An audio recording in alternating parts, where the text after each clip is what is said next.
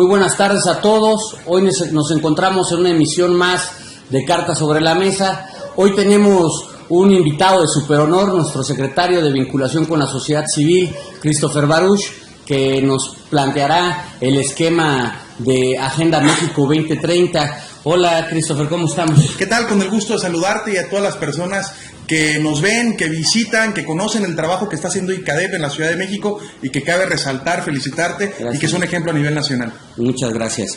Pues bueno, el tema Agenda 2030, por indicaciones de nuestro presidente Enrique Ochoa, pues es un mecanismo que traemos para escuchar las solicitudes que tiene la ciudadanía y la militancia referente a los temas específicos que en un momento más platicaremos.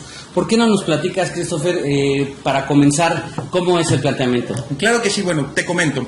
En el país, en el mundo existe por parte de Naciones Unidas los 17 Objetivos para el Desarrollo Sostenible. Estos 17 objetivos son buenos deseos que se plantean hacia todos los países miembros de la ONU. En México somos el único partido político que, con base a estos buenos deseos y objetivos planteados por la ONU, nosotros estamos buscando las soluciones reales. Te pongo un ejemplo. En la ONU nos dicen, oye, al menos un examen para el Papá Nicolau hacia todas las mujeres una vez en su vida. Es un objetivo trazado, pero ¿cómo lo hacemos? ¿Cómo lo trabajamos? ¿Cómo lograrlo? Eso es lo que estamos haciendo en el PRI. Mediante 9 propuestas o 9 demandas ciudadanas, encontrando las propuestas de solución.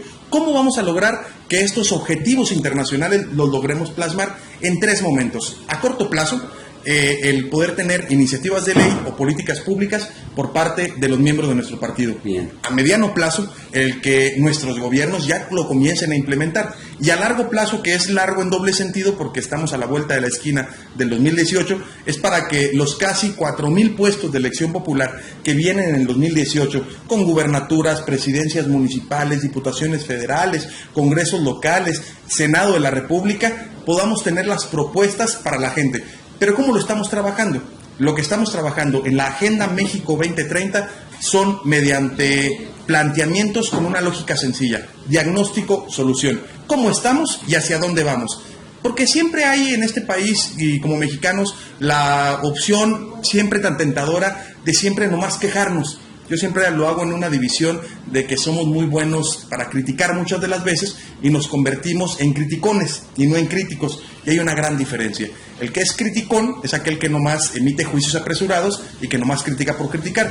Pero aquel que es crítico es aquel que diagnostica, pero sobre todo, mediante un pensamiento crítico, propone soluciones. Y en ese sentido, eso es lo que estamos trabajando. Padrísimo. Óiganlo bien, el único partido que está interesado en la Agenda 2030. Cris, de los puntos con el cual el partido me das a entender que son 9, y uno de ellos es uno muy importante y que puede ser un tema que está en boga ahorita. ¿Qué posturas ha hecho la militancia y la ciudadanía hacia el partido referente al tema de la corrupción e impunidad? Claro, bueno, decirte que dentro de los 9 demandas ciudadanas, nosotros las dividimos en 9 demandas y de cada una se desprenden 5 exigencias ciudadanas, con un total de 45 exigencias y de 9 demandas, que tiene como conclusión o como arranque, el arranque es hacer 45 foros en distintas ciudades del país, que concluyan en 9 foros nacionales y 1 internacional buscando las soluciones. Y uno de ellos es el de combate a la corrupción y a la impunidad. ¿Qué le duele y qué nos duele como mexicanos? La corrupción y la impunidad. Vemos desafortunadamente miembros de nuestro partido político y de otros partidos políticos, miembros del sector empresarial o miembros también de la sociedad civil organizada, el mundo académico o el mundo deportivo, que es un gran cáncer que tenemos en México. Pero por ahí decía una vez una expresión que escuché: tanto análisis luego produce parálisis. ¿Cómo le vamos a hacer para que tanto análisis, que luego de un tema que podría verse ya muy diagnosticado, avancemos al siguiente nivel y encontrar las propuestas? ¿Qué estamos haciendo? Foros en todo el país. Combate a la corrupción y la impunidad. ¿Cómo vamos a acabar el combate a la corrupción y la impunidad? Pues promoviendo iniciativas de gobierno abierto, profesionalizando a los encargados de impartición de justicia, el poder encontrar un esquema que no solo dependa de balazos y que dependa de policías, sino que dependa de un esquema social mediante la participación de la sociedad civil organizada, los empresarios, la academia, en cada región para buscar las soluciones que tanto falta le hacen al país. ¿La corrupción en México tiene solución? Sí, siempre y cuando cada una y cada uno de los ciudadanos en nuestro país nos propongamos hacerlo. Y eso es lo que nos han platicado en todo el país. Te puedo decir que en el tema de combate a la corrupción y la impunidad tuvimos foros en el estado de Puebla, en el estado de Morelos, el estado de Querétaro, también tuvimos foros en el estado de Veracruz, también tuvimos foros en el estado de Chihuahua, en donde lo que buscamos mediante los foros y los diálogos son las propuestas de la gente. Que ninguna idea luego por miedo se diga, es que probablemente sea un poco boba mi idea. No, cada propuesta y cada idea se plasma en las propuestas para poder encontrar esos objetivos de combatir el combate y la corrupción que tanto laceran la impunidad y la corrupción a nuestro país. Hoy el PRI está más fuerte que nunca.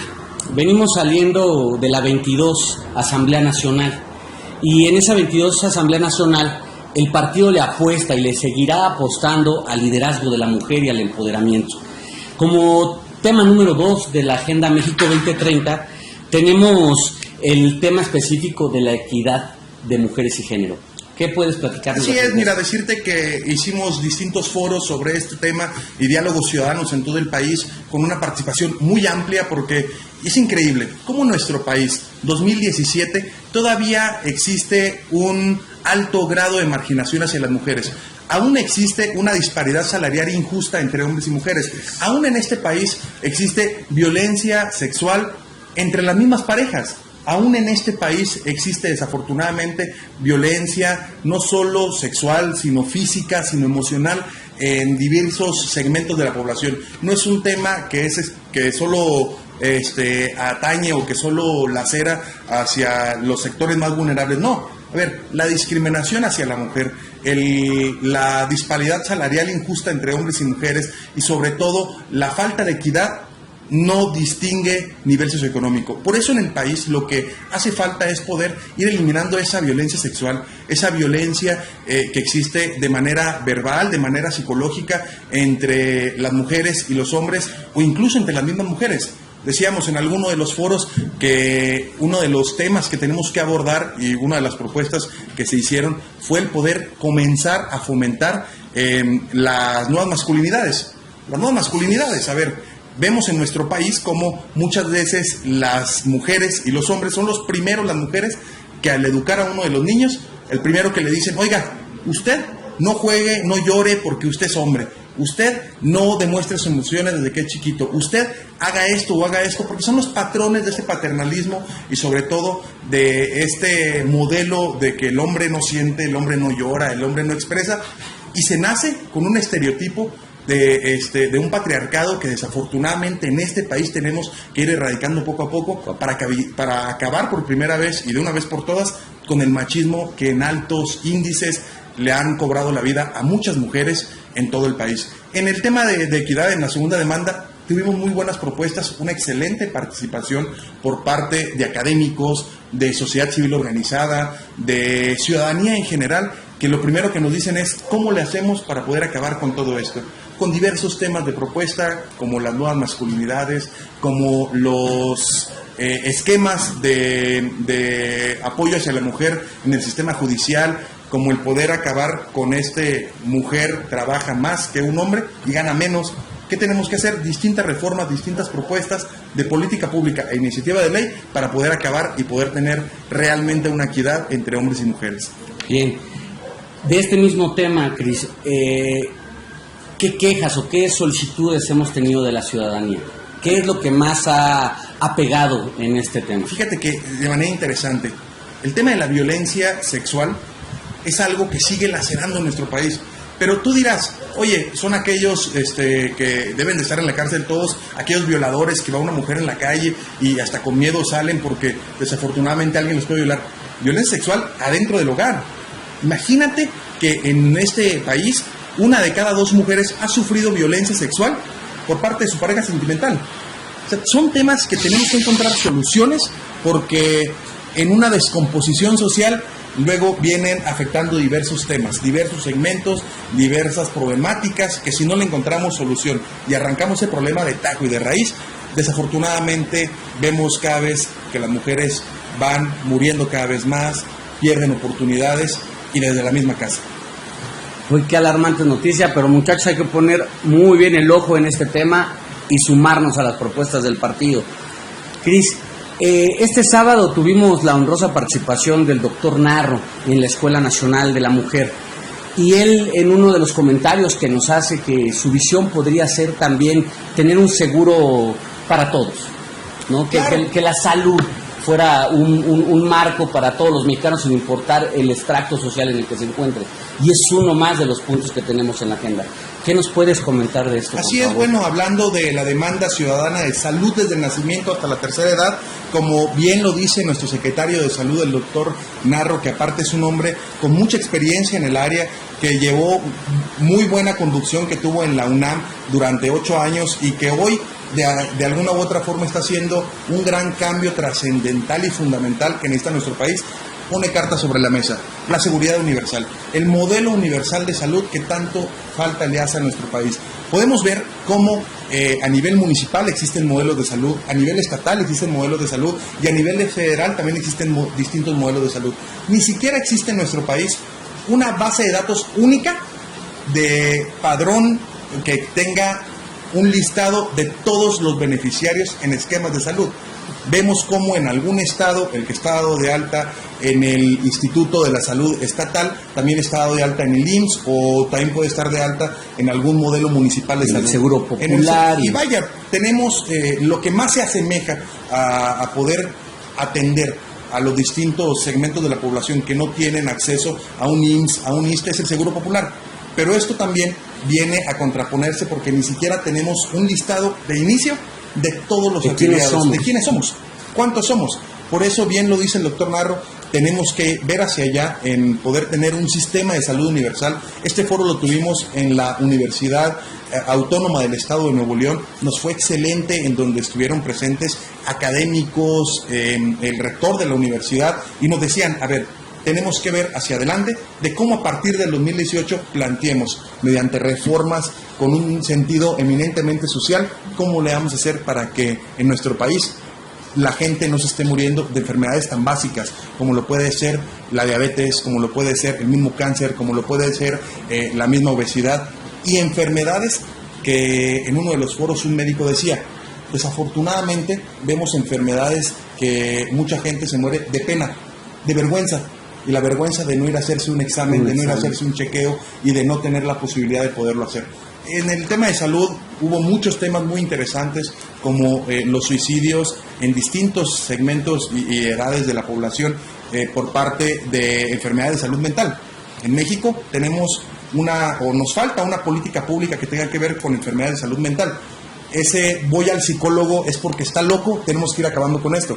El psicólogo es una persona que estudió para eso, que sabe de este tema y que puede ir identificando problemáticas y conductas desde temprana edad que pueden ir dándole solución o anticipar a una problemática que pueda darse hacia más adelante. Un buen orientador. Sí, bueno, vaya, yo lo decía en uno de los foros que tuvimos en la Cámara de Diputados en la Ciudad de México. Muchas de las veces cuando hablamos de orientadores en las escuelas secundarias, hablamos de un orientador y lo primero que hace el orientador es el que te regaña, hace todo menos orientarte por una falta de preparación y capacitación. Vas a orientación y es donde te van a reportar, es donde le van a hablar a tus papás y es donde te van a recibir algún regaño. Y es todo menos un área de orientación. Eso no es culpa solo de esto, sino es el poder encontrar perfiles adecuados desde secundaria, desde primaria, de buenos psicólogas y psicólogos que vengan a darle una propuesta de solución y anticipar conductas que el día de mañana puedan verse en modelos agresivos, que desafortunadamente vemos mayor discriminación, mayor intolerancia, una falta al respeto de los derechos humanos, pero son conductas que tenemos que ir atendiendo desde nivel primario y nivel básico. Bien.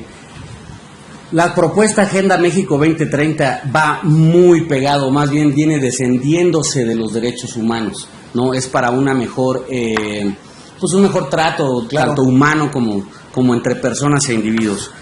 Y un tema muy importante y doloroso a veces en nuestro país, aunque nuestro presidente ha avanzado bastante en ese número, ha sido los mejores resultados que hemos tenido de más de 12 años, los resultados que ha entregado nuestro presidente Peña. ¿Qué propuestas te hace la ciudadanía referente al punto que tenemos de creación de más empleos? Afortunadamente podemos hablar y podemos comparar de un antes y un después. Hoy vemos un México en el 2017, rumbo al segundo semestre del año 2017, en donde estamos llegando casi a los 3 millones de empleos formales.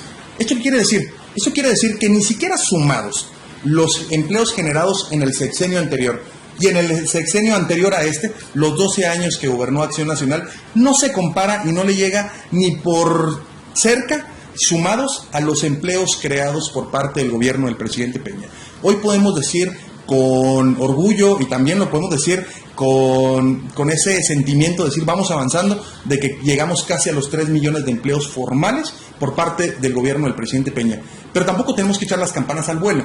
¿Vamos bien? Sí, pero seguimos a paso firme y seguir trabajando. Estos casi 3 millones de empleos formales en el gobierno del presidente Peña al segundo semestre de 2017 es algo que debemos de celebrar, sí, pero de celebrar sin echar campanas al vuelo y ni siquiera llegar a triunfalismos, porque hay mucha gente que falta de tener acceso a un empleo formal. Hay mucha gente que desafortunadamente está ganando muy poco, pero por ejemplo en la creación de empleos hay que poner mucha atención en la gente del campo. En este país, la gran mayoría de la gente que trabaja en el campo no recibe una remuneración. ¿Qué quiere decir esto? Muy apenas trabajan por sus tierras cuando no tienen una remuneración económica. ¿Y qué hablar de un esquema de seguridad social hacia la gente del campo? No existe. En nuestro país casi el 30% de la gente vive en las zonas rurales. Quiere decir esto, en México estamos teniendo 2.500 municipios aproximadamente, de los cuales zonas urbanas son casi 450 municipios. 2.000 municipios vivimos en un modelo eminentemente rural y desafortunadamente no tenemos esquemas de mayor empleo para ellos y de seguridad social para cada uno de ellos. Son temas muy importantes que ha venido trabajando el tema de la creación de más y mejores empleos mediante las propuestas ciudadanas, y nos encontramos que ¿qué tenemos que hacer? Reformas que vengan a seguir fortaleciendo el apoyo a los sindicatos, porque es la mejor forma en la cual un trabajador de alguna empresa o de alguna industria tiene cómo avalarse y cómo ampararse, para que no tengamos esos problemas que desafortunadamente si no los atendemos ahorita vienen más adelante. Hoy tenemos en México 129 millones de habitantes. De aquí al 2030 vamos a llegar casi a 140 millones de habitantes, de los cuales menores a 35 años somos poco más del 50% de la población. 60 millones de mexicanos somos menores a 35 años. Los de nuestra edad, la gran mayoría, por ejemplo, yo tengo 29 años y la gran mayoría de los que tenemos esta edad no estamos trabajando en un esquema de pensiones. Cuando otra generación, 20 o 30 años antes, a 29 años ya tenían cotizando 11 o 12 años de pensiones. Esto, si no lo atendemos de ya, vamos a tener un serio problema de aquí al 2030 por el modelo de pensiones. En el cambio de la pirámide. Se está cambiando la pirámide. Si nosotros no atendemos cómo abrir esquemas de afores, cómo abrir esquemas de apoyo, de ahorro y de autoahorro hacia más adelante, vamos a tener un serio problema. Por eso es importante que en esta Agenda México 2030 las mismas propuestas de la ciudadanía van muy enfocadas a este tipo de esquemas. Pues vayan poniendo atención, vean cómo los puntos de la Agenda 2030 se van entrelazando uno entre otro. Y bien hablábamos ahorita de mayores y mejores empleos, y que el 30% de la gente productiva se está en el campo. Así es. ¿No? Y también es uno de los puntos muy importantes que tenemos en la Agenda México 2030, más desarrollo para el campo. Así es. ¿Cuál es nuestra propuesta? Muchas de las propuestas que hemos venido escuchando, ahí tuvimos un foro excelente en la zona de la Huasteca Potosina, en Tamazunchale, también en mismo San Luis Potosí, en Río Verde, también uno en Veracruz, excelente. Tuvimos otro foro en el estado de Sinaloa, en Culiacán, también tuvimos otro foro en el estado de Oaxaca, hablando sobre el más y mejor desarrollo para el campo mexicano. ¿Hacia dónde vamos en el campo? Hay que ponernos a pensar y analizar hacia dónde queremos llegar. ¿Esto por qué? Porque vemos cómo la falta de arraigo de miles y cientos de jóvenes que se van a estudiar a las zonas urbanas de su país, dejando el campo, dejando las tierras de sus padres, sus abuelos y sus ancestros, van y estudian. Y estudian algo que no tiene nada que ver con el campo. Y deja tú. Luego no se regresa hacia la ciudad de origen. ¿Qué estamos viendo? Que falta una vinculación del desarrollo regional de manera educativa, con un apoyo a la profesionalización y el incremento de apoyo hacia el arraigo que tengan muchos jóvenes en las zonas eminentemente rurales, para que el desarrollo y el dinero se quede ahí. Te pongo un ejemplo sencillo para poderlo entender un poco mejor. La gran mayoría de la gente que vive en zonas rurales de este país estudia su primaria en el pueblo, en el ejido y en el municipio, su secundaria, su bachillerato, pero para irse a la universidad se van a la ciudad capital, luego estudian su carrera. Estás hablando que sale de la universidad a los 21, 22 años, pero ya no regresa. ¿Cuánto le costó a la comunidad del pueblo? 16, 17 años. El crecimiento y el desarrollo de ese joven. Se va a la ciudad y estudia otra cosa que no tiene que ver con el campo. ¿Y qué viene el problema? Falta de empleo, falta de oportunidades. ¿Por qué? Porque no se regresa a su tierra, no se regresa al desarrollo regional por una falta de arraigo. Por eso una de las principales propuestas que hay en materia de más desarrollo para el campo mexicano, de la mano con la educación, es poder ir incrementando el apoyo del arraigo que puedan estar. Poder tener una mayor capacitación en el desarrollo de la tierra. Hoy en día los campos de riego o el riego tecnificado es un gran avance que se puede hacer. Hoy en día tenemos que analizar sobre el desarrollo dentro de invernaderos. Hoy en día tenemos que analizar sobre las nuevas tecnologías que están dándole atención a nuestro país dentro del mundo en cuestión del campo hacia más adelante. El ahorro del agua. ¿Cómo le vamos a hacer hacia más adelante dentro del campo cuando ya casi no hay agua? Están escarbando agua o trayendo agua de regiones del país a poco más de 100 metros. Lo que es eso, es un mundo de infraestructura, es un mundo de gasto o de inversión que se puede hacer en esa materia. ¿Qué tenemos que hacer? Aprovechar el agua con mayor capacitación, mejor capacitación, que arraigue a las jóvenes y a los jóvenes de nuestro país a quedarse en el campo. Ese dentro de muchos temas que hemos analizado dentro del campo. Y nuevamente, nombrando a nuestro presidente Enrique Peña Nieto para ese impulso juvenil del arraigo al campo, a través de Zagarpa y de nuestro secretario José Calzada, traen el tema de Arráigate. Así es. ¿No? Sí estamos avanzando, pero necesitamos... Vamos avanzando, ya se está trabajando. Hoy este año se le dio un mayor impulso al programa Arráigate, que esto motiva a que los jóvenes que estén estudiando en nivel preparatoria y nivel universitario, con un buen proyecto que tenga que ver con el desarrollo al campo, se les esté dando un apoyo económico para que se queden, un apoyo económico para emprender, un apoyo económico para poder no salirse de ese esquema en el cual crecieron, se fueron desarrollando y han venido apoyando. ¿Y a dónde vamos? Falta más por hacer, porque el desarrollo para el campo mexicano es lo que hoy en día en nuestro país nos está dando este desarrollo que estamos teniendo. Tenemos un crecimiento, si bien es cierto, un poco pausado a como se tenían las proyecciones, pero hoy en día, gracias al campo, se está teniendo mayor ingreso nacional que lo que se pueda estar teniendo por parte de las remesas de nuestros paisanos que están en el exterior. Hoy, por primera vez, la balanza se ha invertido. Hoy estamos produciendo más de lo cual se estaba produciendo antes. Hoy en México los mayores ingresos que tenemos son mediante el campo.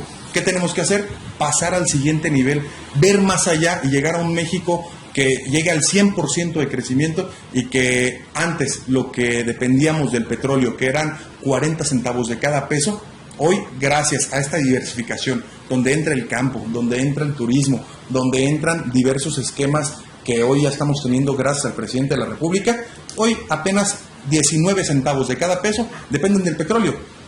Y no nos hemos ido para abajo por la caída de los precios del petróleo. ¿Hacia dónde vamos? A poder diversificar los ingresos del país. Y el campo mexicano es el que está sacando la casta a nivel nacional junto con el turismo. Y es prioridad. Así es. Cris, pues nuevamente, no sé si nos puedas compartir tus redes sociales, por favor, para que todos los que nos están viendo nos sigan. Y además, que se metan a la plataforma Agenda 2030 y hagan sus comentarios y hagan sus propuestas. Entonces, por favor... Claro, bueno, mis redes sociales son @JamesBarús, tanto en Twitter como en Facebook como en Instagram, y semana a semana llevamos a cabo diversos foros que los transmitimos en vivo por medio de la página de Facebook de la Agenda México 2030 y de la Secretaría de Vinculación con la Sociedad Civil del PRI Nacional. Todo esto es para que ustedes participen, para que todos participemos, y los invito a que también participen viendo la información, las infografías, los videos que tenemos en la página del PRI Nacional en el apartado de Agenda México 2030.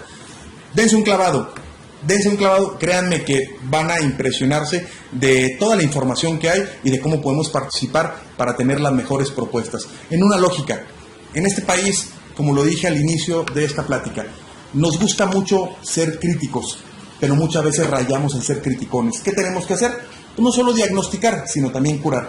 Y en ese sentido, ser críticos, autocríticos y sobre todo propositivos, como lo ha planteado nuestro presidente, el doctor Enrique Ochoa, y también nuestra secretaria general, Claudia Ruiz Massieu. ¿A qué los invito? A que participemos, a que llevemos nuestras propuestas a cabo y sobre todo a que el que pueda asistir a estos foros que llevamos a cabo en las diversas regiones del país, que no pierdan la oportunidad de acompañarnos, de participar y sobre todo de dar sus propuestas. Cris, unas palabras que les quieras decir a nuestro auditorio, a nuestros militantes y a los simpatizantes. Claro, decirle a la gente que nos ve y sobre todo a la gente del ICADEP que nos ve y de la Ciudad de México, es que esta gran ciudad tiene que salir adelante por muchas generaciones que hoy nos toca vivir. Hoy en México tenemos que salir adelante las generaciones que conocemos la democracia, que nos ha tocado ganar, nos ha tocado perder, pero sobre todo nos ha tocado competir. Y en escenarios de alta competencia tenemos que ser más competentes. Y la única forma de ser más competente es ser más preparado, más capacitado. Y para prepararse y capacitarse, aquí está el ICADEP, porque en política no tiene cabida la improvisación. ¿Qué tenemos que ser? Más propositivos ante la exigencia de la ciudadanía, y la única forma de hacerlo es siendo más preparados y más capacitados. Yo las invito y los invito a que participen en el ICADEP en los distintos modelos, ya sea la Escuela Nacional de Mujeres Priistas, la Escuela Nacional de Cuadros, los foros de capacitación que llevan a cabo en todo el país y las distintas programas que tienen de participación política y de profesionalización política en las distintas modalidades en las entidades federativas. La Ciudad de México es un ejemplo. Hoy lo estamos viendo mediante esta entrevista. ¿A qué los invito? A que participemos, a que estemos a la vanguardia y a que siempre nos estemos actualizando para estar a la altura de lo que exige la ciudadanía allá afuera. Quiero agradecer a nuestra presidenta Mariana Muguel Robles por permitir que se logre hacer este tipo de programas. Quiero agradecer también a ti, amigo. Gracias. Christopher Bayos, nuestro secretario de vinculación con la sociedad civil del Comité Ejecutivo Nacional. Esto es Carta sobre la Mesa y muchísimas gracias a todos ustedes. Participen, háganos comments y síganos en las redes. Gracias. Gracias. Bien, carnal.